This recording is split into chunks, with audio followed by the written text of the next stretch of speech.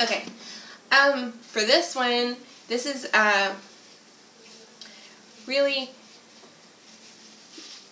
I don't know how to describe it. I guess it's a fluffier version if you want a little bit of a fuller, fluffier bow, but an easy way to do it. A second ago I showed you how to make a basic bow. Here it is finished, and I went ahead and I made a second basic bow, a little Happy Easter one. And the easiest way to make a very basic but cute and fluffy, you know, when it's sitting on the head, you can see the separate patterns and colors and it looks a little fuller, but there's not a whole lot of crazy technique that goes to it. All you do is just make two bows about the same size. It doesn't have to be exact. Put a good glob of glue. Put a lot because you want it to hold on there really good.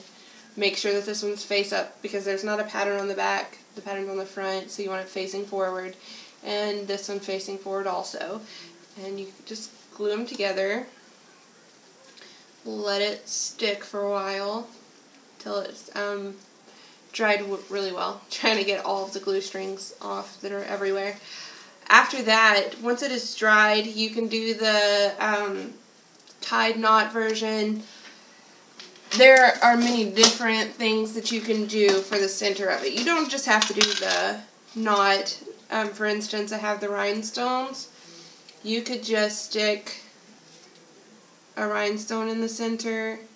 This is an Easter bow, and you can find these decals usually in the holiday sections at Hobby Lobby or scrapbooking, buttons, things like that, for Hobby Lobby, Michael's, places like that. I prefer to go to Hobby Lobby because every other week they have half off of their ribbon and tulle, things like that. I'm going to do another video on how to make tutus, and the best way to do it is to get the tulle when it's half off. And that's what I do for my ribbon also, so that I can sell them inexpensively. And that's why I'm doing the videos, is to show you guys how to make them so that you don't have to spend a lot of money.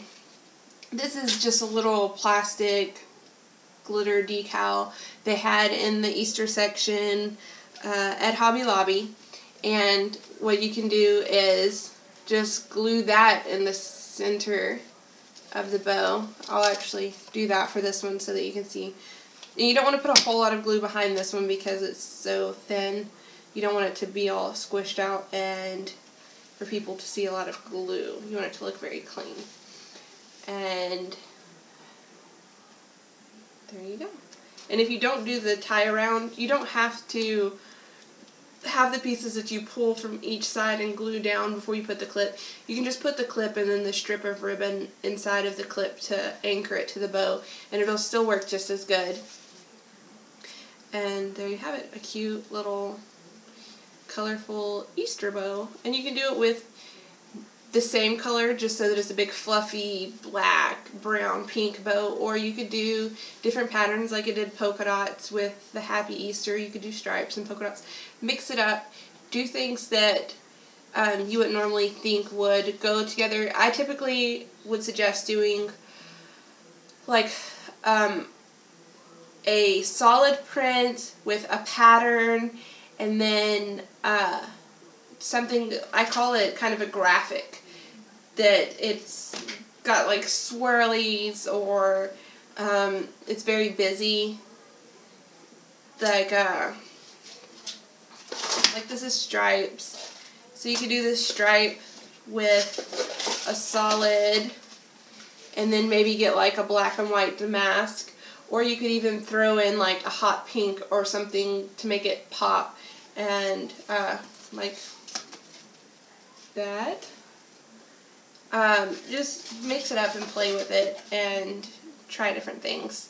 When you make them yourself, they're not as expensive, so it's okay to work it out. And then, if you don't like something, or didn't work out, or you didn't do it even, you pull really hard, guess what? You have two bows again, and you can mix it up, you can put it on top of something different. Nothing that you do with the bows is completely permanent. That's the best part about it.